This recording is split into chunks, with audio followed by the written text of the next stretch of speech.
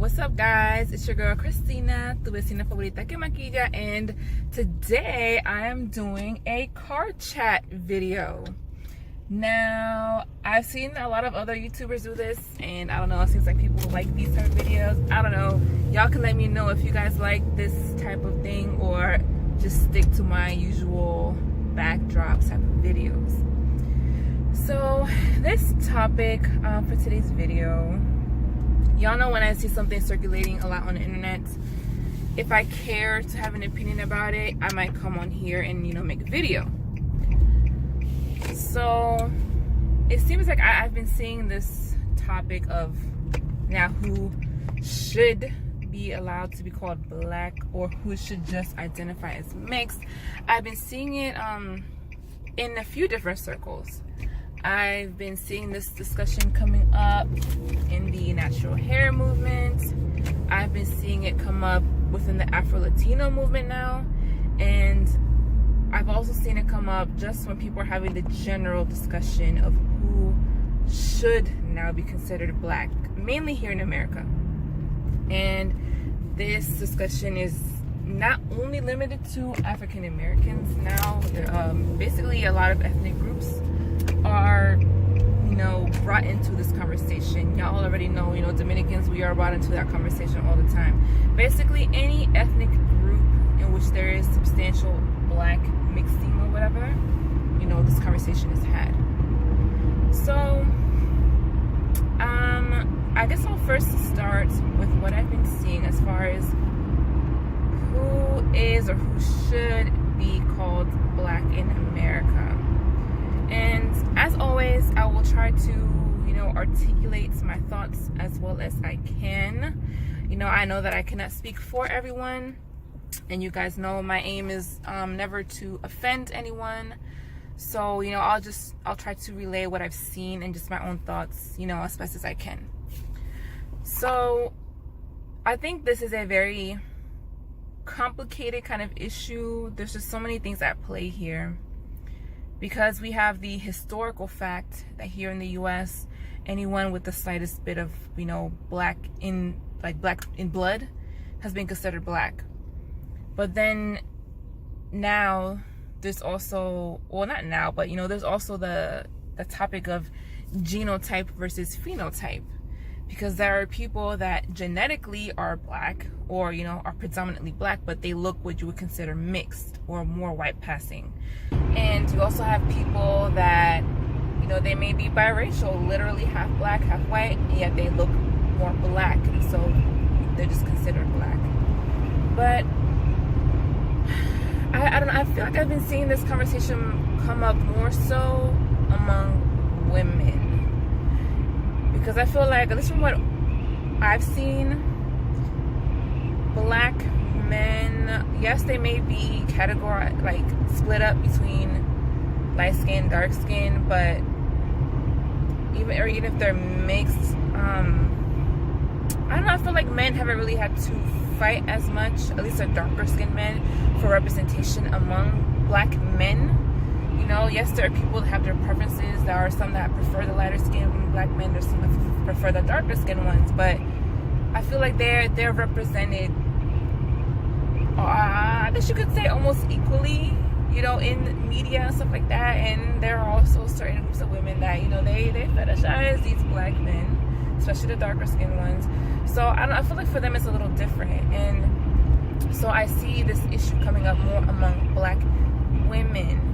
Because within their own community, it seems, and if any of you guys are African American, y'all can correct me if I'm wrong in anything, but it seems like the mixed looking girls, the biracial girls, they've always been the ones that are uplifted and kind of have become the face of black beauty. And so the darker skinned, the unambiguously looking black women, the undeniably looking black women, they feel like they're left out, or they're always kind of pushed to the side as far as what is considered beautiful and things like that. And so I'm seeing a lot more women now saying mixed people, biracial people, they need their own space. But then that brings up the question, okay, so then who's considered mixed? At least here in America, who is considered mixed? Are we going off of looks here? Are we going off of genetics? Because, I mean, not everyone is going to go and do an Ancestry or 23andMe type of thing to find out, you know, how much black or how much white they have. So who is mixed? Is it based off of who in your family you know is non-black? Or, I mean, what are we going off of? Because I think it's black people in general can come in all different shades. Not all black people are, you know, dark skinned. And you have black people that have both black parents and they are light skinned. Now some can argue, well, there was probably a white person somewhere down, you know, their ancestral line, you know, whatever. But, well, what does it take to be classified as mixed or biracial? Does it take having one black parent and one non-black parent? Because take me, for example, you know, my father is what you would consider a black Dominican. I mean, I had both of my parents do their DNA test, and my dad, he's 60% black. And then my mom, she would be more what you would consider una mulata. You know, she's 44% black. And, you know, her father was a Spaniard, you know, born in DR. So that makes me genetically half black and half non-black. Yet, would I be able to consider myself biracial? Like, would I be acceptable as biracial because I look more black? More people would be like, no, you're black, you know?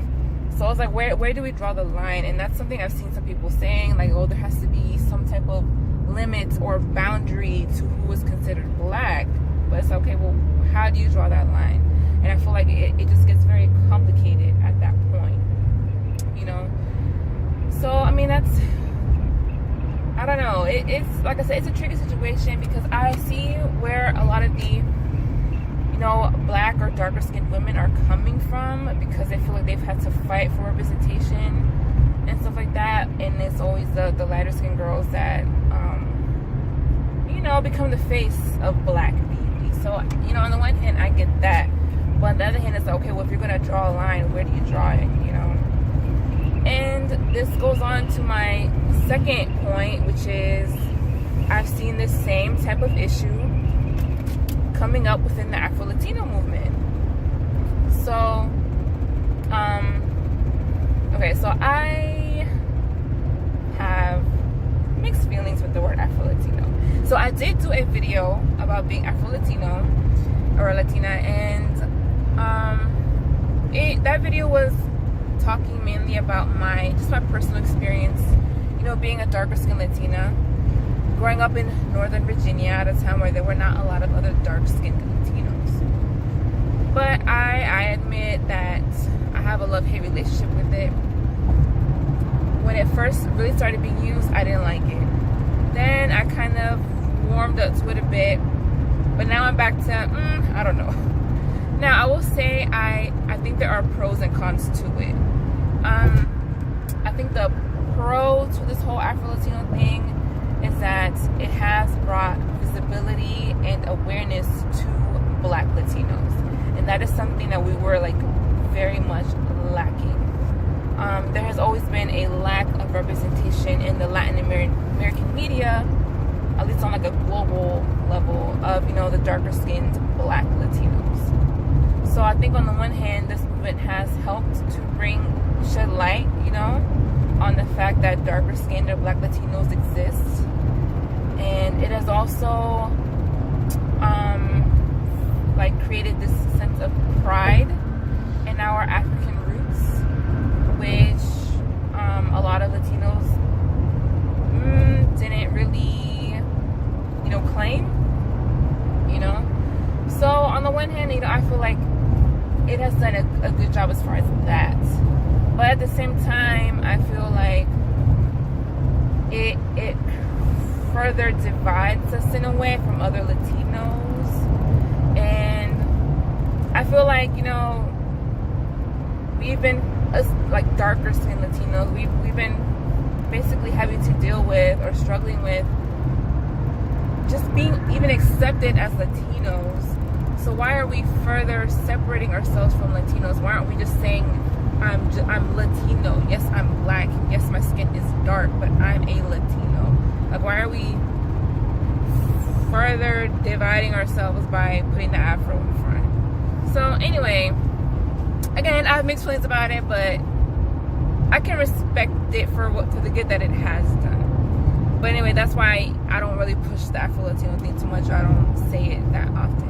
But anyway, so now, like I said, I'm seeing this discussion of now who can be considered Afro-Latino, because this space was created more so for the predominantly African mixed Latinos, those that look, you know, pretty mixed with black, or that look just straight up black. But now you have these fair skinned, you know, lighter skinned girls with, you know, they might have a little slight curl in their hair, you know, but you can tell. And again, I know phenotype versus genotype, it can be tricky, but I mean, at some point you can kind of tell, okay, you are predominantly white, and you now see them claiming this Afro-Latino title as well. Now, I know there are some that they know they have some degree of African mixture, and so they're using this title because they want to basically stand in solidarity with their, you know, darker skinned black Latinos, which, you know, I think is great. You know, I commend them for that. I think that's admirable. They want to be part of the movement and also speak on behalf of the movement. But I can also understand now why certain, like, darker skinned Latinas are like, they're not too fond of them using this term, because it's like, you've never had to fight to be considered a Latina, because you fit the mold of what is typically seen as Latina. But now it's like you're trying to become the face of the Afro-Latina movement too, like something that we kind of had to, I don't know, fight to be heard and seen. So it's tricky. I get it. You know, I can see where they're coming from.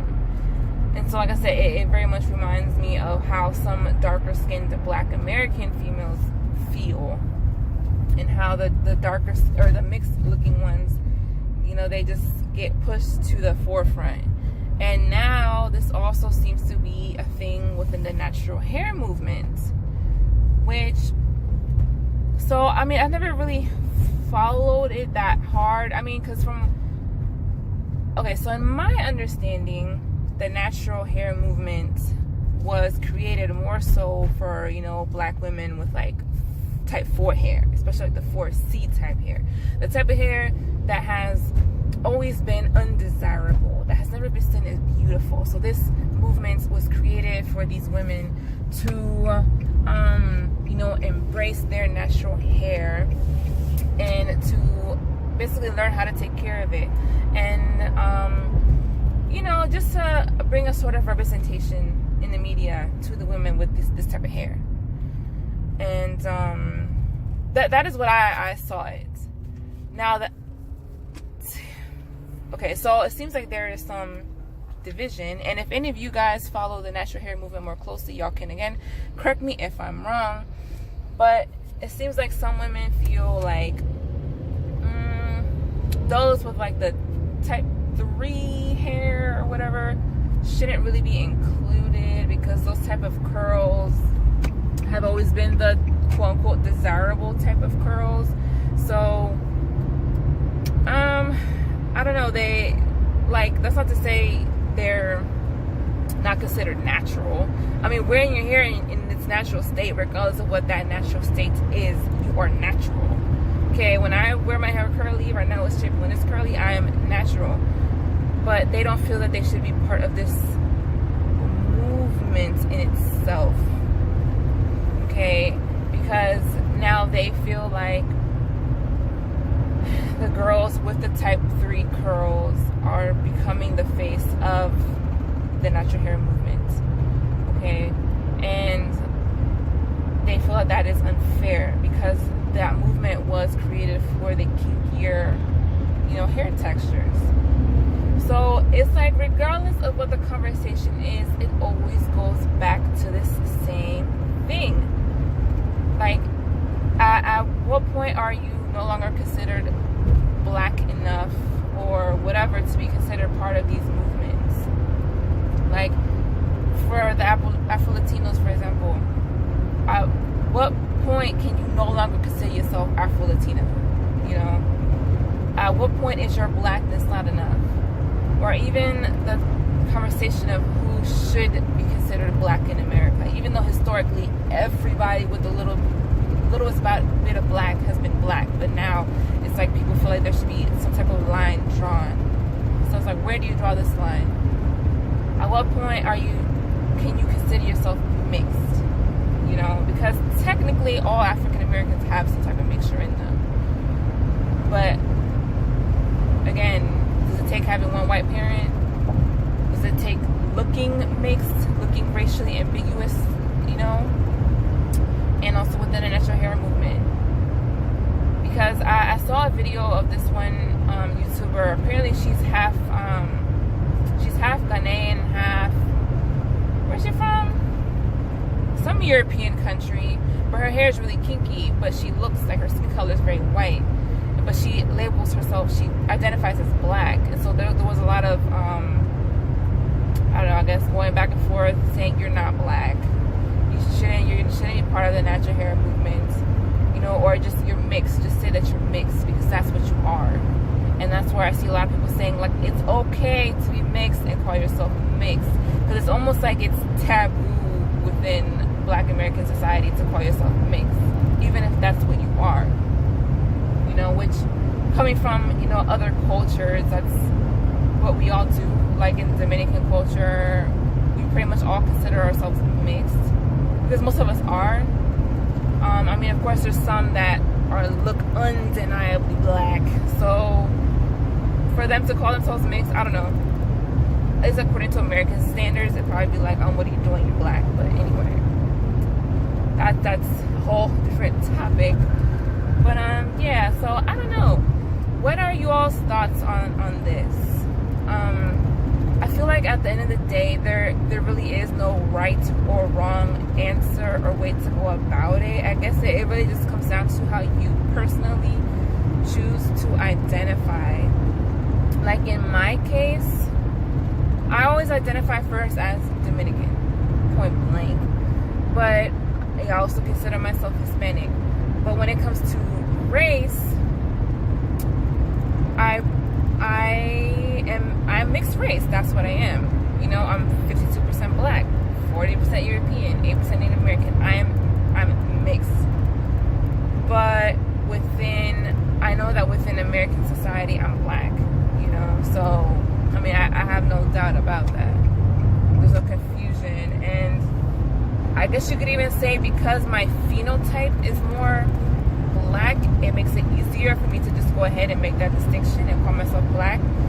But for those that are more mixed looking, like how are they supposed to identify, you know? So again, it's a very complicated issue. So you can try and get all super technical, but even that, it's hard to draw a type of line, you know, as far as who should be considered what. So give me you all's thoughts and opinions on this, regardless of what your background is. I know background does also kind of change our mindset. I know that as a Dominican, that changes how we view race, how we consider being mixed, you know, because we tend to just recognize our mixture and say that we're mixed, regardless of how we look. But it's not necessarily that way here in American society. So yeah, give me your thoughts down below. I hope I didn't misspeak anything. Again, you know, I always try to, you know, be respectful of everyone. And, you know, I always try my best not to offend anyone. And I definitely don't pretend to or try to speak for other groups of people. So just let me know. And also let me know if you guys like this car chat type of thing. I know it's probably all shaky. I've had to hold the camera with my hand because I don't have a little stand thing for my phone. Or just like, nah, sis, keep it with your usual, with your backdrop. Just do your videos at home. Okay, we don't need all this shakiness in the car. So let me know, and I'll catch you guys in the next